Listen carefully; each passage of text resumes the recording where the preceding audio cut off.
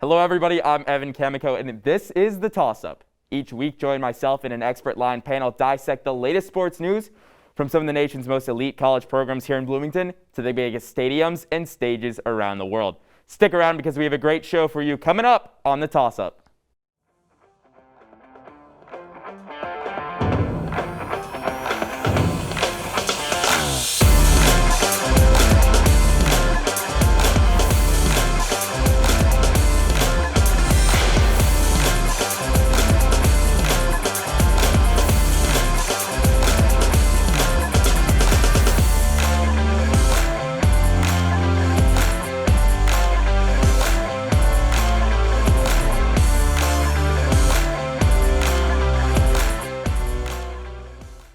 It's a big week here in Bloomington for multiple reasons, but the most well-known of them all is that it is officially homecoming week and IU students are going to experience it for the first time since 2019. From the parade, halftime performance, parties on North Jordan, and incredible food on Kirkwood, Bloomington is going to be buzzing this weekend. And we are here to break down IU football and homecoming this week on the Toss-Up. Plus, stay tuned for later in the show when Brianna Ballog joins us to give a Hoosier homecoming history lesson. But without further ado, joining me to toss up all things Indiana University homecoming is our IUSTV Sports beat reporter, Will Trubshaw, and IDS football beat reporter, Evan Gerike. Evan, Will, thanks for coming this week. Hey, my pleasure. It's a big week, right? It's a big week. Homecoming is here. Evan, I want to start with you. If you were to grade IU season, we'll talk IU football first. What would you give them on a scale of A to F? I'm going to go with C. And I know some people might be tempted to give them a worse grade, and it would be reasonable. The reason it's only a C is because of the competition they faced. It's so hard to judge where this team is at right now because they played three of the best teams in the nation, and the schedule doesn't get any easier from here on out. You've got number 10 this weekend. You've got number 7, number 8 looming on the schedule. Like, there is no break for this team. You've already faced Iowa and Penn State, who we saw this weekend have a great performance. Cincinnati's number 3 in the country right now and looking like an actual college football playoff contender. So if you're Indiana, you play those three teams and you lose, and Cincinnati was probably the best of the three, really changed around after that McFadden ejection. But that's really hard competition to be able to compete with all the time. And after last year, fans are upset with how they're performing. It takes more than 1 year to build a continuous program, and there's still signs that they're working towards that. Mainly in recruiting, but even on the season this year, there's been really positive things that you can take away. So, and they have 2 wins. They still, one maybe only against Idaho, but there are 2 victories. Those count. They are wins. And it's not all doom and gloom for Indiana football right now.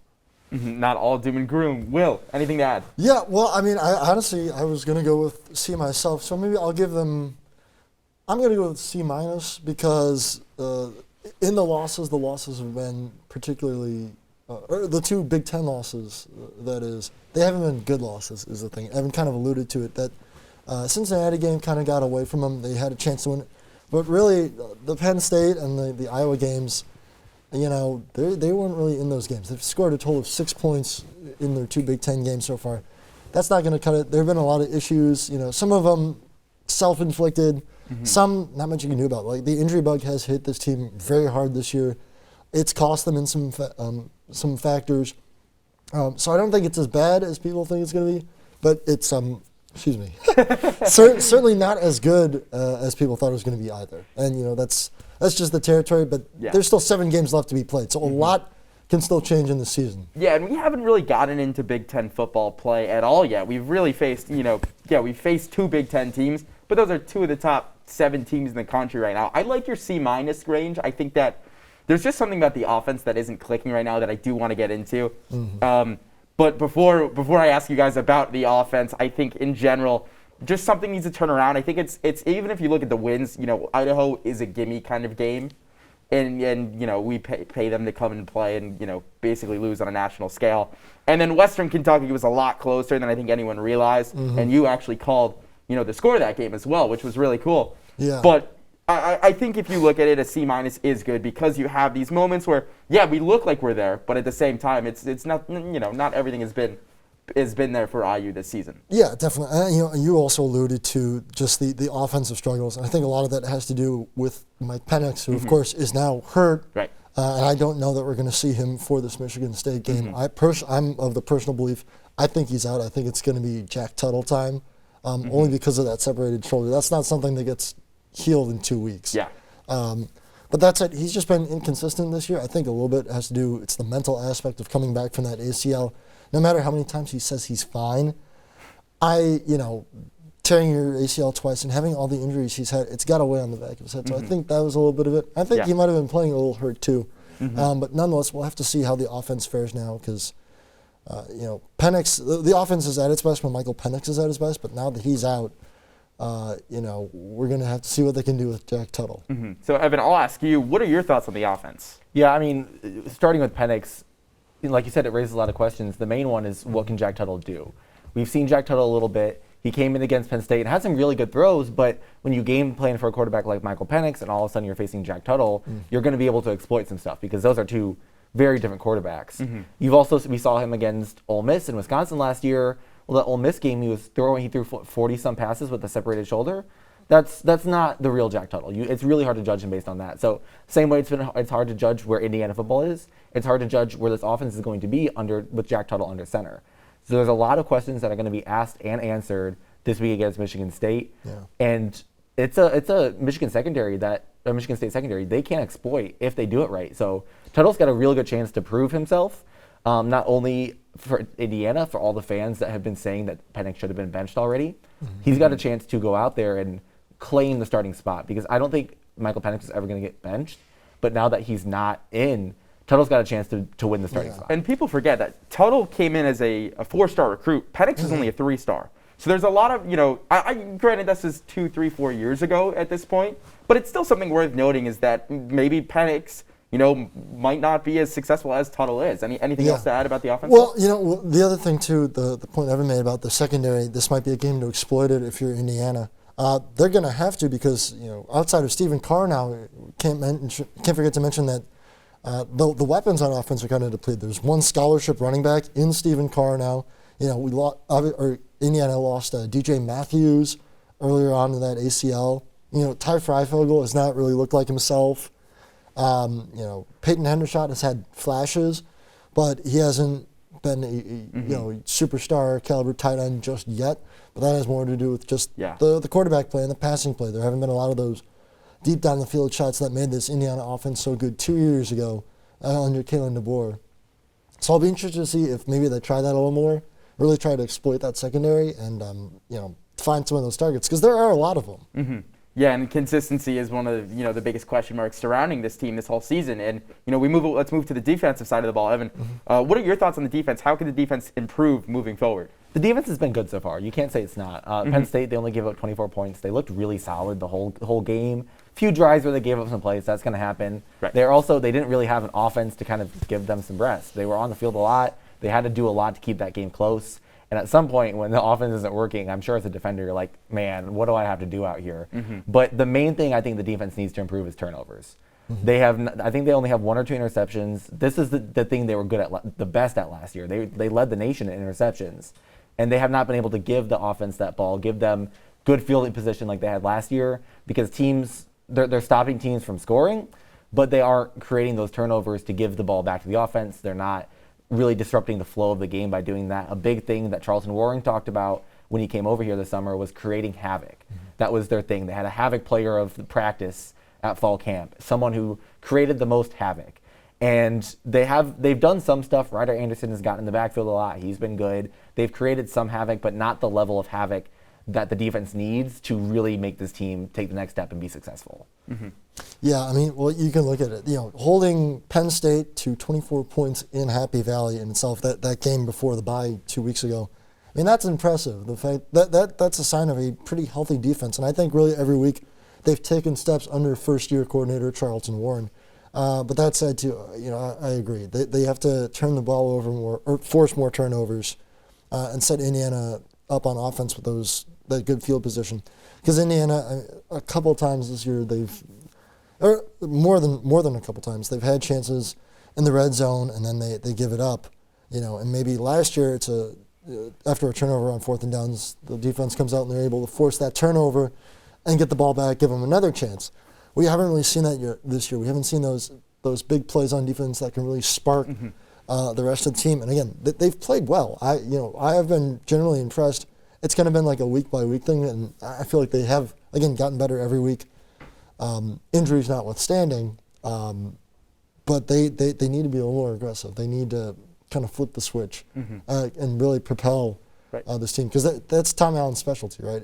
It's a defense first build here at Indiana. That's always been the case, and they need to do that again. Yeah, and you both touched upon it. Is the secondary?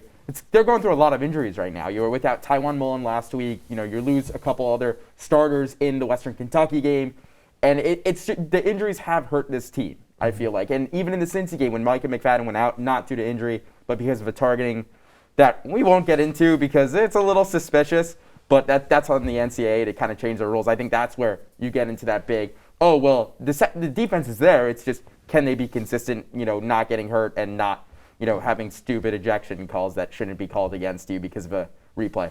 And against Iowa, that was one of the highest scoring games against Indiana this year, and that wasn't the defense. That was 2 pick sixes and Tyler Goodson's run to start the game. That was the real big play they've given up this year. And then after that, they really held Iowa to they had a pretty good defensive performance. Iowa didn't do that much on offense against them. Yeah, I guess I'll just add one more thing before we move on again. But the defense, the whole team this year has talked about in relation to injuries and guys going down, whatever. It's the next man up. But I feel like we haven't seen enough of that. I mean, again, you can go back to Micah McFadden getting taken out with the targeting. Yeah, by the book, probably the right call. And you could tell it deflated the team. He's the captain, right? He's the guy that makes that defense go. But you can't afford that. You can't have one guy go down and it completely changes the complexion of your defense. So Indiana, they need to be a little more consistent there. And they really need to buy into that next man up mantra, because they will win some games if they can really do that. But I feel like at times that they've kind of fallen off there a little bit. So moving on, there's still about 7 or so games remaining in the season. What matchups are you most looking forward to? Will, we'll start with you. Well, I mean, I think the obvious one is, of course, Ohio State. That game's already sold out.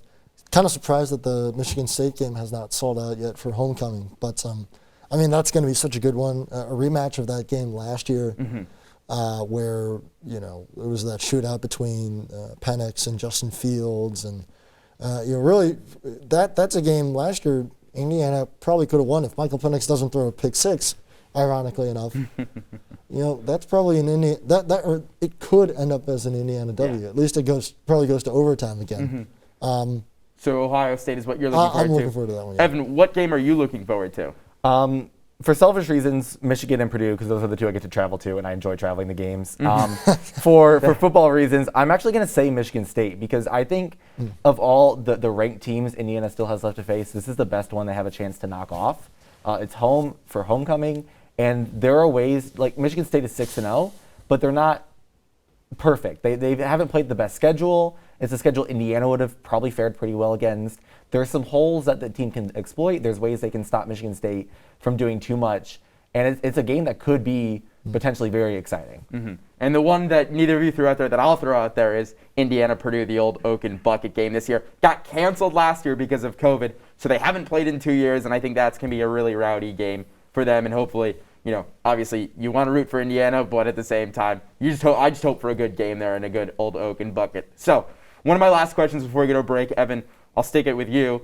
So Indiana goes maybe 6-6, doesn't make a bowl this year. Is Tom Allen on the hot seat next season? No, not a chance. Tom Allen has already done so much to turn around this program. This is the team, the university with the most Division I losses in college football.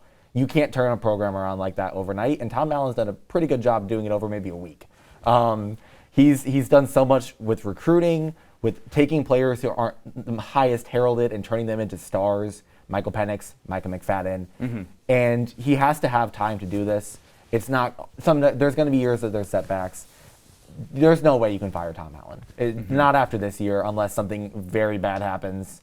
Tom Allen's still the guy in Indiana.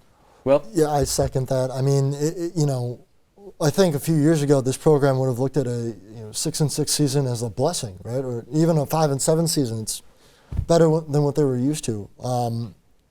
So that's it. I mean, I can't really see him being on the hot seat. There's too much invested in him in this program right now, and they have taken strides. Maybe the last couple of years, It might be a step back this year after the last couple of years, but at the same time, last year was such a weird season too. They only won 6 games last year, right? So I mean, they could still finish with that same total. So to me, his job is more than safe, unless this team doesn't win a game the rest of the season. But even then, I think it's back to the drawing board next year. They have a chance to, if they win 6 games, go to a 3rd straight bowl game. You told Indiana fan 5-10 years ago they'd be going to 3 straight bowl games. That would be unheard of. And now they're like, true. Oh, that's not enough. So that really tells you what Tom Allen's done with this program. Yeah. Which he's done such a great job. And you pose that question, just the fun hypotheticals. But we'll get into the last one. Will, what is your end of season record prediction? I do think I threw it out there as the hypothetical, but I do think they're going to be finishing as 6-6. I do agree with Evan. I think this Michigan State game has a chance to be an upset, a chance for that a much needed win in conference, and I think they'll handle their business against a couple of the other Big Ten teams.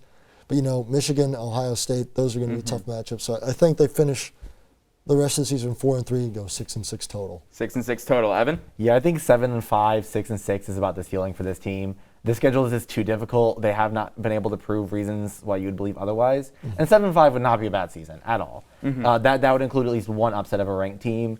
And 6-6 is probably more likely if you take care of business. Yeah. But that's where we are this year. That's how it's going to look. And 6-6 normally for an IU team is very, very good. So I'll go with 6-6. I think they just sneak into a bowl game. But Evan and Will, stick around because we're going to play this or that coming up. And after the break, Brianna Ballog joins the show for a Hoosier homecoming history lesson. Then the 3 of us play a fun game called This or That and make our IU versus Michigan State predictions. We'll be right back.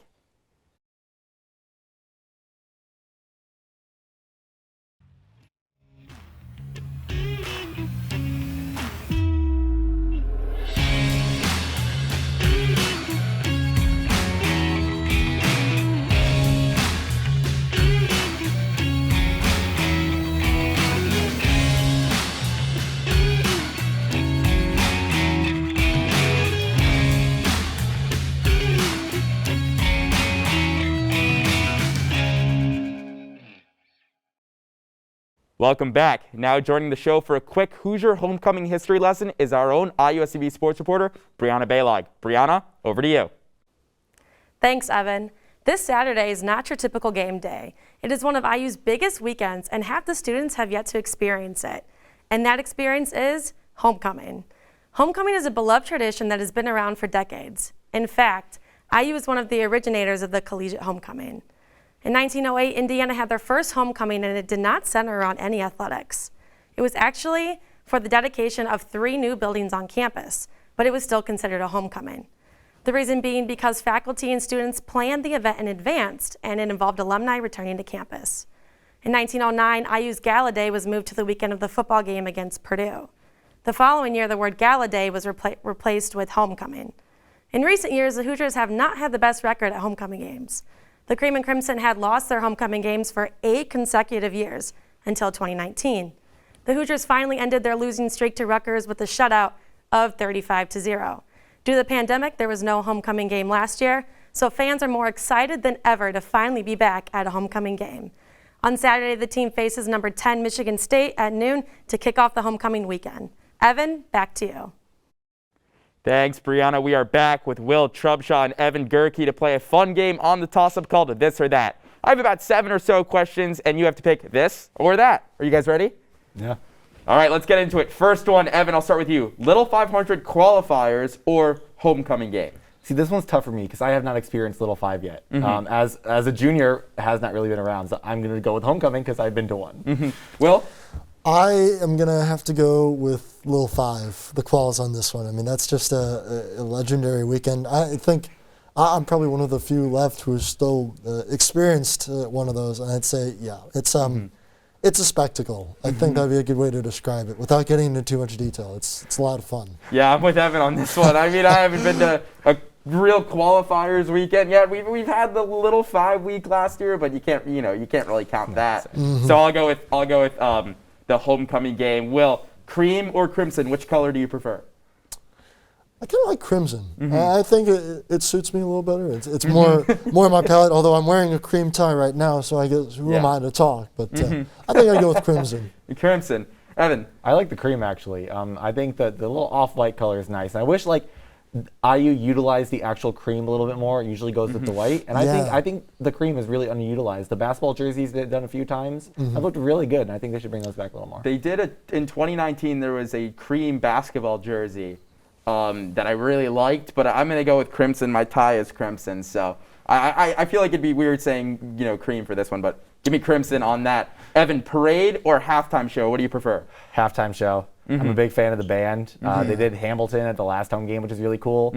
I also just love hearing band music. I was in band myself for a little bit, not marching band. Didn't do marching band, but I do enjoy a good band performance. I think you got to go with the halftime show because, again, what's the best part of a parade is the marching band. When they come down playing the songs and whatnot, I mean, you get that every week at a halftime show. So, and they're always so creative with the shows, too, and the formations. I just love any school, but especially the Marching 100 here at IU. I mean, it's a great show. Give me a good parade. I mean, what's not better than just watching a bunch of floats drive down the street and when you're little and looking up and the whole street just gets covered in confetti, and you get the marching band too, so it's a win-win. So I'll take the parade here. Will, at a halftime show, the Red Steppers or the marching band? I guess you guys just really answered this one, but I'll ask again. Red Steppers or halftime show? Yeah, I think I would say the marching band again. The Red Steppers are kind of, I mean, they're really good too. Don't get me wrong; they're national champions, but they kind of feed off the band, right? Again, they're dancing to the music that the band is making. So again, to me, it's the correct answer is always the marching band. I feel like the answer is going to be the exact same. It's going to kind of give that one away a little bit. It's got to be the Marching 100. Plus, they do the fun stuff during the game, too. They give you a little bit more that you can hear from the press box when I'm working. I can hear the band more than I can watch the Red Steppers. But, yeah, I mean, just two great things. It's so fun seeing when they go out on the field together and everyone's dancing and everyone in the stands gets into it who's not going to buy concessions because no one's hungry or anything. But I just love both of it. I think that there's nothing better than a halftime show with both of them involved. Here we go. A little Bloomington food question. Knicks or Buffalo's? Evan, you're first on this one. I'm going to go with Buffalo's. You can get so much variety there. You can get the wings, you can get the burgers, you can get kind of a little bit of whatever you want. I really do prefer Buffalo's. I'm going to go with Buffalo's too. It's one of my favorite places on campus. But I will say, for homecoming weekend, if you don't go to Nick's and get Sink the Biz fries, you've made a grave mistake. So I'm going to be hitting up both this week. Actually, I might go tonight. Who knows? But I would have to go with Buffalo's. I just, wings, burgers, they've got it all. Well, I'm definitely already going to Buffalo's. I have that planned out for this weekend already. But in sake of being different, I'll do Nick's as hard as it is because I love Buffalo's. I'll play devil's advocate kid. I'll go Nick's. The Sink the Biz fries are so good, and I think they make great burgers. And just the scene there, too, is just like both scenes. Like, how can you not love either restaurant? Yeah. If you're going to watch the game, you got to go to Nick's. I mean, just the atmosphere, it's perfect. All right, next one, we got two left. North Jordan or Kirkwood? It's a pretty simple answer to me, but see what you think. I would actually say Kirkwood just because I was never affiliated with Greek life. I went to some Greek parties with friends from fraternities, but they weren't on North Jordan. So for me, Kirkwood has always kind of been the spot. That's where you go. So yeah, that's I would go to Kirkwood, hit up upstairs, Nick's again, maybe something like that. Evan? Yeah, I got to go with Kirkwood. The amount of times it has provided me food during a busy day when I've been able to run into Goodfellas or Potbelly or whatever. It's so convenient right here by the media school, which is where I'm spending all of my time anyway. So Kirkwood for me. Yeah, and as much fun as I have on North Jordan, I'll agree with both of you. Kirkwood is the easy answer. There's so much food and entertainment. You're walking down the street and there's always people around you in IU gear that how can you not love Kirkwood? It's one of those iconic city views. And even when I was looking into IU, it was like, what's the first thing that you see? The sample gates. And what's behind the sample gates? Kirkwood. Yeah. Just such iconic for IU. Here we go. Game predictions. Indiana, Michigan State. Will, who do you got winning this weekend? I actually have Indiana winning this one. I think this is the game they get off the schneid. They take it to a Big Ten opponent. And I get, the big question will be, can they slow down the run game for Michigan State? but I think they can. I think the offense kind of figures it out. They had the bye week to get things sorted out with Jack Tuttle. I think we see some fireworks on Saturday. Any score? Score prediction. I don't know if I'm feeling as bold as I was for that Western Kentucky game. I think it's going to be something weird. It's going to be like 24-19 Indiana. That's a weird score. I know. Missed field goal, 2. Someone's going to try to go for 2, something like that. It's going to be one of those games. Evan. Yeah, I talked about how I think Michigan State could get upset, how Indiana could pull it off this weekend, but I think for the prediction, I'm going to have to go with Michigan State. If you stop Kenneth Walker, there's the key to the game. That is how you beat Michigan State, is finally getting somewhat, like whenever Nebraska, that was an overtime game. That was one of Kenneth Walker's lowest rushing games of the season. You stop Kenneth Walker, you can do it, but I don't think I have enough faith in Indiana to do it this weekend. I think Michigan State is going to continue to be playing as well as they have. 31-20, I'll go with. 31-20. Oh man, it's a toss-up for me. Yeah, that was. Nice. You see what I did there? Completely unintentional. I'm gonna go with Indiana in the upset. Give me 24-21. Charles Campbell, last-second field goal. Everybody storms the field, and it's a happy homecoming. Will, Evan, thank you so much for joining the show, and that does it for the show this week. Be sure to continue the discussion and follow us on Instagram at IUSTV Sports and on Twitter at IUSTV Sports. We're always looking for ways to improve the show, so feel free to give any suggestions and ask any questions you might have via social media. With that, there's one thing left to do, so toss it up, find it before catch it, and we'll see you next week.